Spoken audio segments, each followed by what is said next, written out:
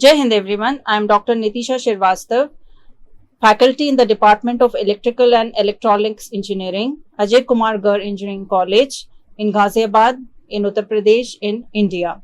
In this lecture, we will discuss one example which shows that the root locus is becoming a circle, or when the formation of the root locus is like a circle. Let us start with the basic definition of root locus. So what is root locus? Root locus is a graphical method in which the roots of the characteristic equation are plotted in the S-plane for different values of a varying parameter.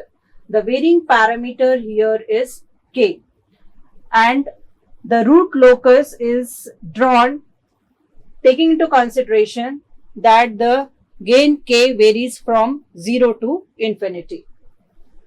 The closed loop transfer function Cs upon Rs is equal to Gs upon 1 plus Gs Hs.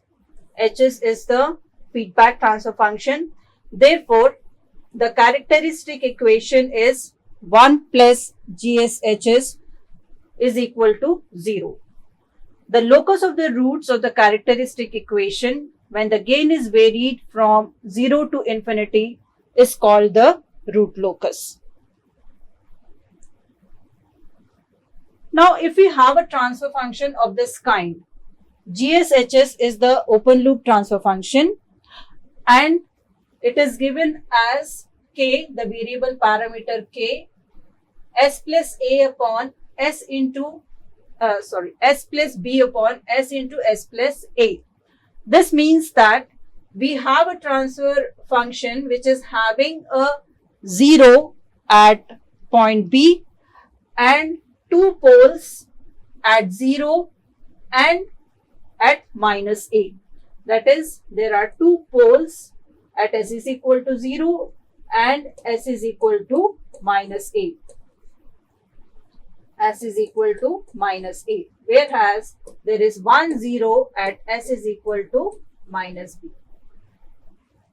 The angle criterion for this root locus, when we look at this expression, k into s plus b upon s into s plus a of this form, the angle of this, the angle criterion for the root locus is angle of the open loop transfer function GSHS is equal to plus or minus 180 degree into 2q plus 1, where q is 0, 1, 2 and 3. Now, when I substitute s, that is the complex value s, as sigma plus j omega, for this expression, I'll write it as x plus jy. So, what is the angle? Angle of this is, I have substituted s as x plus jy and b. Similarly, at the place of s, I have substituted as x plus jy, and for this s, x plus jy. After substituting this, what is the angle? The magnitude and angle are the two components of a complex transfer function here. What is the angle here? Angle for the numerator. Angle for the numerator is tan inverse. The term with the imaginary component is y and the real component is x plus b. So, this is the angle of the numerator part. Then angle of the denominator part, tan inverse y by, we have y upon x. The term with the imaginary part is y and the term with the real part is x, plus tan inverse, for this expression it is y upon x plus a, and this has to be equated to minus 180 degree because that is the angle criterion.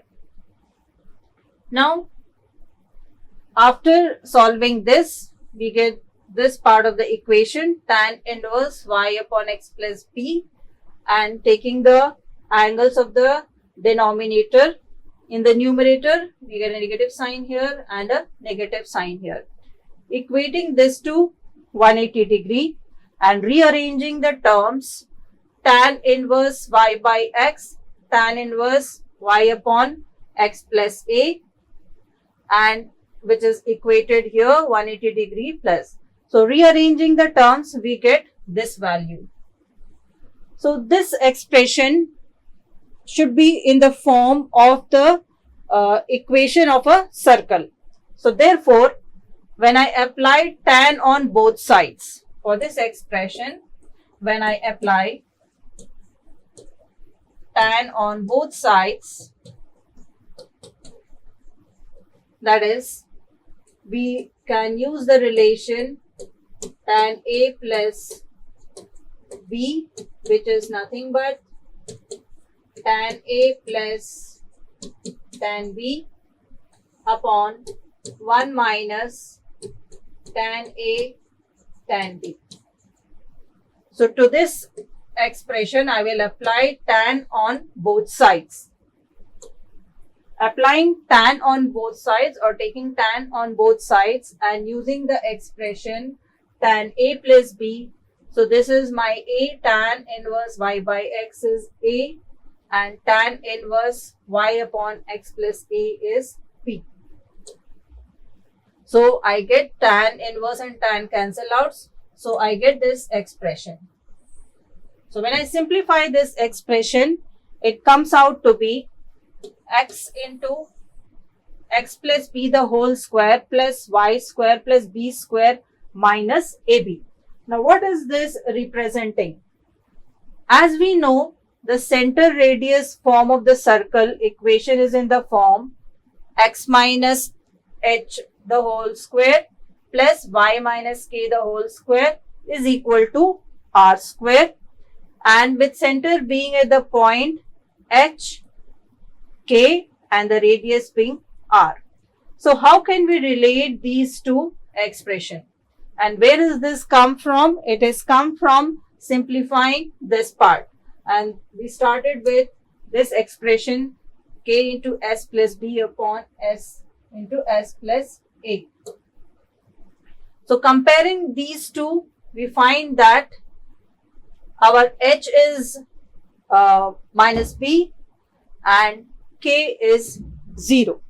Therefore, this equation is a circle, equation of a circle which is centered at minus b and 0, because h is minus b here and we don't have a term k, so it is taken as 0. At the 0 and radius is this. So the 0 here means, because minus b, what is minus b? Minus b is a 0. We are talking about the pole 0, 0 here. Pole is at 0 and minus a, whereas 0 is at minus b. Therefore, this expression is similar or exactly same as the equation of a circle. Therefore, the center, that is the center will be this, the 0, which is minus b, and the radius will be root of b square minus ab. The radius on this part and this part will come out to be root of b square minus ab.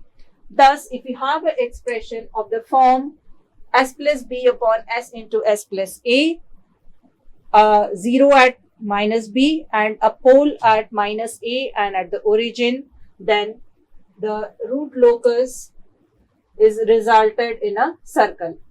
This starts from an open loop because there are two poles and 1 0. One root locus will start at the open loop pole and end at the open loop 0, and whereas the other pole, other root locus will start at the open loop pole and tend towards infinity. So there are two breakaway points here. This it can be found out with this expression. There will be two breakaway points. Let us take one example and understand it. So if we have a transfer function GSHS of the form k into s plus 7 upon s into s plus 3, then we have a 0 at minus 7 and two poles, one at the origin and one at minus 3. So we can see that one pole is marked here with a cross sign at the origin. There is another pole here at minus 3 and there is 1 0 at minus 7. So the expression of this form will have the root locus in the form of a circle, because it represents the equation when simplified is exactly same as the equation of a circle. And since the radius is b square minus ab, b here is minus 7, a is minus 3. So this results in 5.29. And what is the center? Minus b 0. That means the center is minus 7 on the real axis. 0, that means on the real axis here. Imaginary component is 0 and we have the real component, that is minus 7. Therefore, this point at the 0 of the system will be the center of the circle. And as I said, there are two breakaway points because it has to start from an open loop pole. The root locus has to start from an open loop pole and end at an open loop 0. Therefore, the two breakaway points can be found out with respect to the radius minus 7 minus 5.29. So we get this part on the real axis, the breakaway point, which is minus 12.29, and this part, that is minus 7 plus 5.29, this is the other breakaway point, that is minus 1.71. So the expression of this form results a root locus which is as a circle. We can also check this with the different rules by applying different rules. The first rule is that at k is equal to infinity and at k is equal to 0. Therefore, that means the open loop, the root locus starts an open loop pole and ends at an open loop 0 or ends at infinity. Ends at infinity means there is some 0 at infinity where this pole is going and going to that infinity 0. Now, how many poles are here? There are two poles and there is 1 0. So therefore, the number of loci, that is number of the root locus, is p, whichever is higher, that is number of poles is 2. So the number of loci is 2. And how many loci will go to infinity? Because there's only 1 0, one root locus which is starting at a particular 0 will a particular pole will end at 0, whereas the other one will go to infinity. Therefore, one root locus branch will go to infinity. And which part on the real axis is part of the root locus? It can be defined by looking at the number of poles plus zeros on the real axis on the right hand side. Now, there is one pole at minus 3 and 0 here. Now, when I look to the right side of minus 3 till minus 3, I can find that there is only one pole at the origin, which is an odd number. Therefore, the entire part of the root locus starting from the entire part of the real axis starting from minus 3 to 0 will be part of the root locus. Whereas when I look from the left side of minus 3, I can see that the right part of it, the number of poles plus zeros is an odd number, that is one at -3 and the other at 0. So it's an even number. Therefore, between -7 and -3, that part of the real axis is not on the root locus. That is not part of the root locus. Whereas when I look from left side of -7, it can be seen that the right side of it is containing number of poles plus zeros as odd number 1, 2 and 3. Therefore, the part of the real axis between -1 and -3 is not a root locus.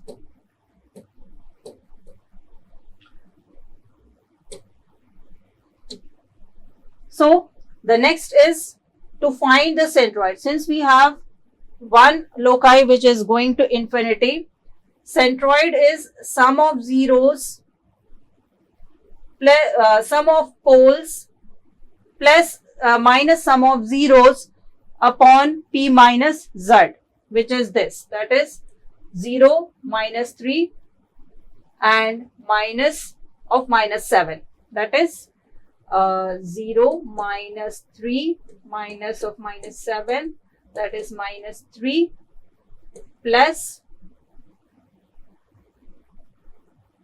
7 here, 4, and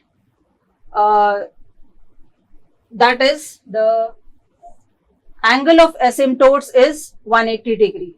Angle of asymptotes is 180 degree. And where will the two breakaway points lie? It can be determined by taking the solution of dk by ds. The solution of dk by ds is coming out to be -1.71 and -12.9, which is same as what we had identified, the two breakaway points, -12.29 and -1.71.